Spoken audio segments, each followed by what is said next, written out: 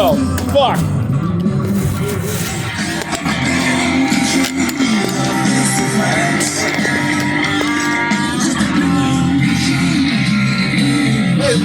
Now you are being cross-examined, you son of a bitch.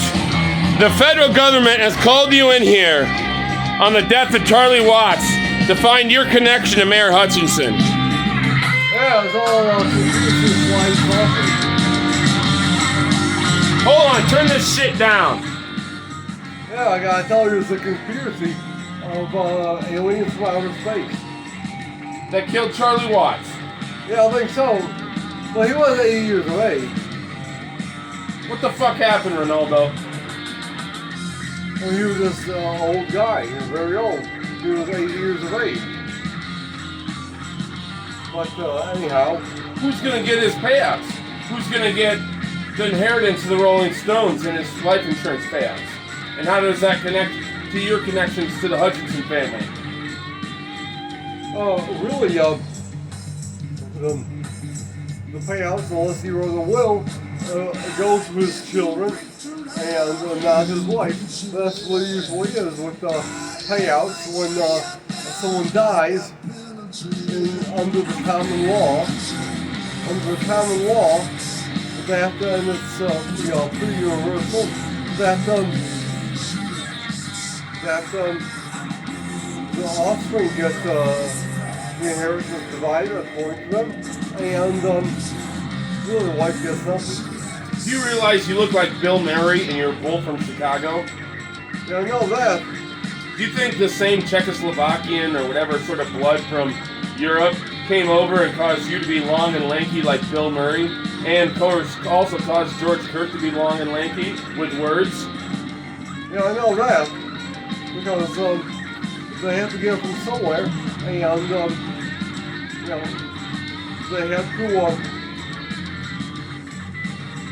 It's part of the Roman Empire 2,000 years ago, and so people had to get their character traits from somewhere. Did you used to help Bill Murray stop traffic along with Hutchinson's brother's other friend, Lego, down there on fucking LaSalle Avenue in Chicago? Yeah, we tried to, but then they told us to stop it because they would give us a bunch of shit. So we would be in the Cook County correctional system, and so I just stopped it altogether. All right, I want you to move out of the camera for a second and sit over here. We have our next person we need to interview. I want you to chug some beer, and we're gonna get the truth out of you, son of a. Yeah. In mine too. Just sit here for a second.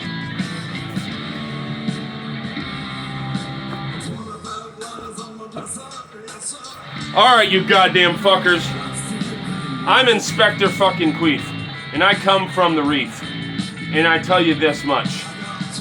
Charlie Watts' 4/4 time signature snare second beat came a little late.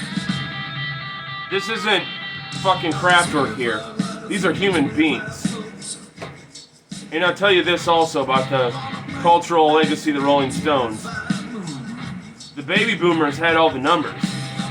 So they could get away with all this edginess without being tracked down by the technocratic system. See, now kids nowadays think they're cool because they do cocaine or marijuana. Well, that's fine. You're expected to do some cocaine and some marijuana down in the downtown area. Yeah. But then you're expected to leave and then grow up and produce babies and perpetuate the middle class because there's a labor shortage. The fun thing about the baby boomers that Charlie Watts they're dying is they could just fucking do whatever they wanted because they had the numbers. Or did they? Mr. Kirk, need to go approach back to the stand. All right, ready. I'm gonna be a good actor. No, you're not an actor. This is real. No. Quit giving me your horse shit. We know how fucking good you are with your words. No, I'm very good with my words because I work with the public all the time. I mean, when you deliver pizzas, then you work with the public and you have to Keep talking. I'm gonna get a light. talking. Yeah, when you work in the pizza business, you have to somehow explain away things because people will find ways to complain about their problems, and you have to somehow disclaim your responsibility. People like when you disclaim your responsibility, then you and deflect aggression. When you deflect aggression to other people, then those people are yelling at someone else, but not you. So I've learned in the pizza business how to deflect aggression and say that this is why I was Like, shut up, you motherfucker! What a shot! I'm a Hell's Angels! Shut up, you fucking faggot British fucking queef! This is America. We're gonna kick your ass back to fucking Britain. How do you deflect that aggression if you're Charlie Watts playing the drums? Yeah. So I gotta tell you that, hey, do that, be my guest. Because you know what? I'm not worried about it. Damn right. You play it cool. Cool blue.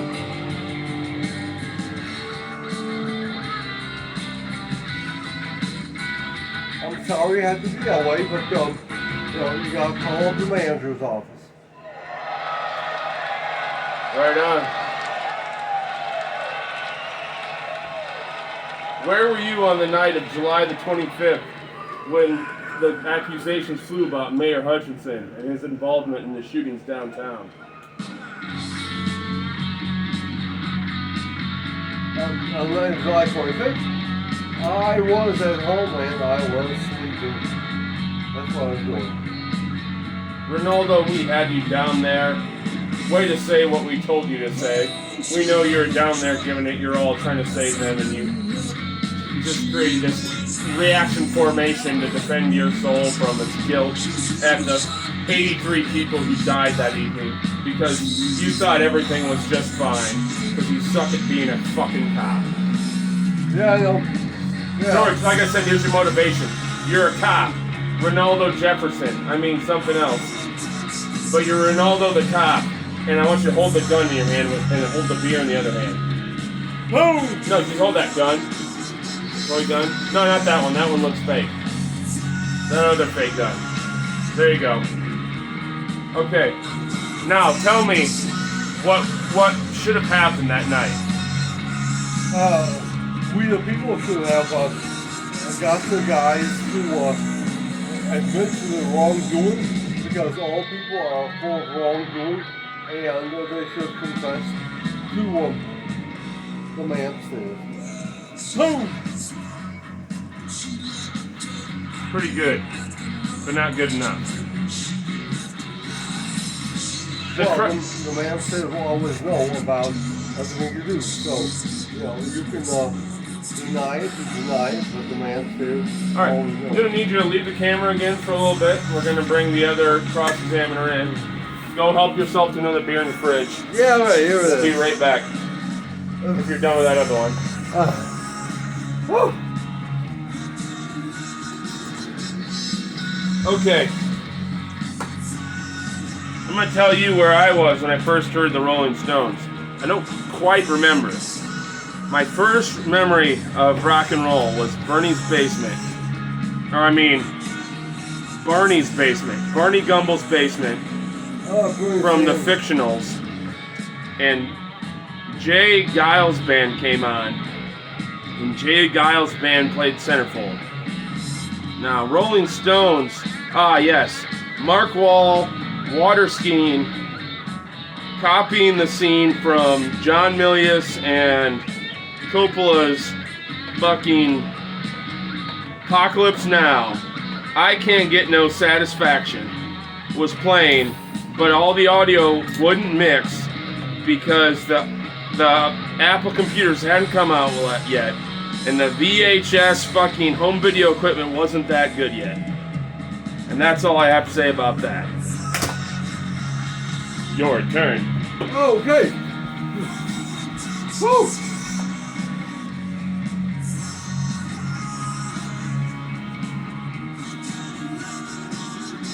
Just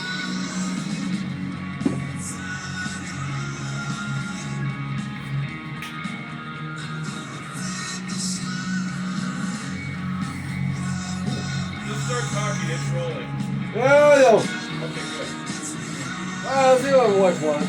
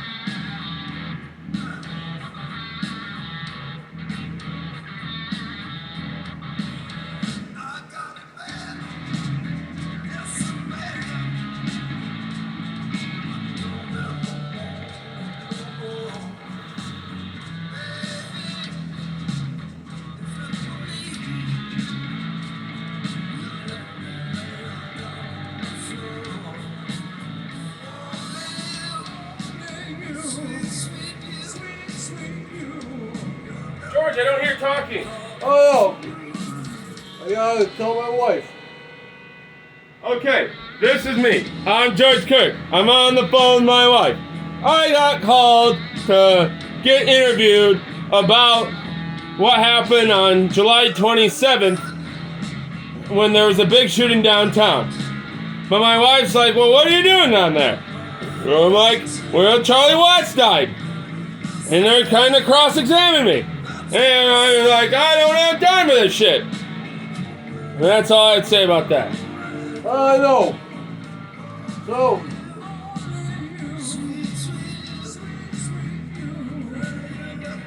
So what about Charlie Watts in the Field of Dreams? I'm sure that he has some connection to the guy who said that if you build it, they will come. Explain. Please explain in detail. No, because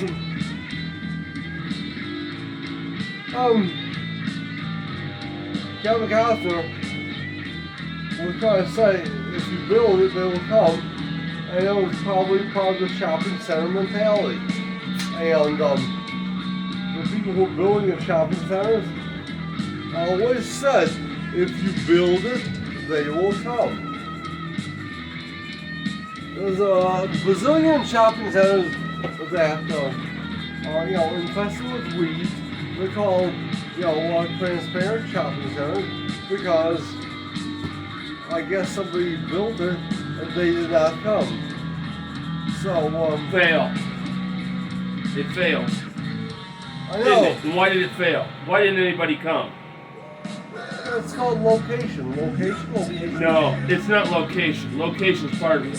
But you know what's the other part that Charlie Watts was part of? And Dusty Hill and Don Miller from the Miller Boys. Cool. It wasn't cool enough. If it's not cool enough, it's not going to sell. Is Charlie Watts that cool? Who was cooler, Charlie Watts or Keith Richards? I don't think Keith Richards. Oh, we all know. See, that was a standard question. You know, you're on. You realize this is a fucking lie detector. Yeah. We got you. That was just a fucking standard stock question. You know. I know, but I'm saying is at least Keith Richards admitted to being a drug head, and at the same time, Keith Richards never had the cold. Yeah, but the concept of keeping things grounded. Did Charlie Watts keep the Rolling Stones grounded? I think so. But you know what? Chicken butt. He was one of the best. He was one of the best. Sometimes there's got to be a person in a band that just doesn't try that hard. Because otherwise you get super groups and everybody's vying for attention and too much shit is going on. But sometimes when you just don't try that hard, you will actually achieve a better result because you are not, when you don't try that hard, you do not, Don't look at me. Pretend there's a big glass wall in a movie with an interview, and pretend the glass wall, my ego would be there instead of over here at the chair. I'm not looking at you, I'm looking at this. Yeah, exactly. You never would look at that. That was all fake out. Yeah. The actual hidden camera, there is actually a pixel hidden camera through the concrete wall here on the left wall, your left, which is actually shows how psychic you are. Anyway, Charlie Watts, continue. I'm sure I believe that there were probably cameras hidden all over the place. Because were there cameras hidden all over the place during the Rolling Stones? Yeah, sure, there had to be. Because it's the only way they could have modicum of security. Have you ever seen, we should throw on Cocksucker Blues by D.A. Penbacker. You ever see that? Yeah, I know. It was a great show. Alright, let's throw that on, and we'll do chapter 2 after we watch that for a while. This concludes this interview, but you're not out of hot water yet, Ronaldo. I'm the federal government. Okay, I'll hot wire it and we'll catch a fire.